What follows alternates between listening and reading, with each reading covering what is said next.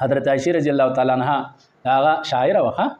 دا شاعری دومره بد شي نه دی ګورې حضرت عائشہ شاعره وه حضرت حسان صاحب شاعر و عبدالله بن رواحه صاحب شاعر و ډېر صحابه په هغه شاعران او ګډې وډې نه وي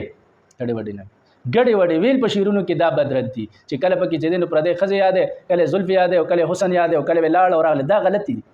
شعرونو کې خسته خبره د قران او حدیث خبره د پیغمبر صفت د الله صفت د غرنګ د دین د مدارس او د علماو صفت دا سره دا بالکل جایز دی ګوره پیغمبر علیه السلام حضرت حسن صاحب توی خپل منبر به ورته سم کو او ورته وی کین ما په منبر په خپل منبر به کین او پیغمبر به ورته لاندې کیناسته چاته حضرت حسان ابن ثابت رضی الله تعالی عنہ او وی کوا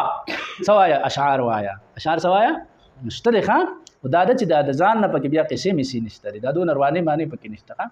اذان نفس اشعار چې دین هغه صحیح اشعار هغه صحیح دي او غلط دي څه پوه شئ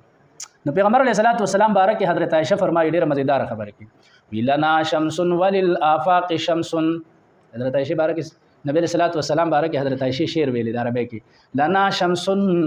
وللآفاق شمس وشمسی خیر من شمس السماء یو زمون نور دی سچا دی نبی علیہ السلام یاد دا زمون نور دی زمون د اهل بیت نور دی او یو د خلق نور دی د اسمان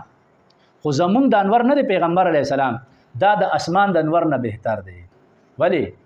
وجم ذکر کوي فإن الشمس تطلع بعد فجر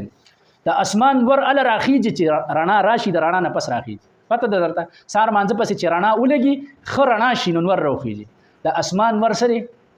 هغه د رڼا نه پس راخیږي خ رڼا شي وي وشمسی تطلع بعد العشاء زمونږ د اهل بیت انور چې پیغمبر علیه السلام هغه د ماسختن نه پس راخیږي په تور تیاره کې راخیږي زمونږ نور د اسمان د نور نه بهتر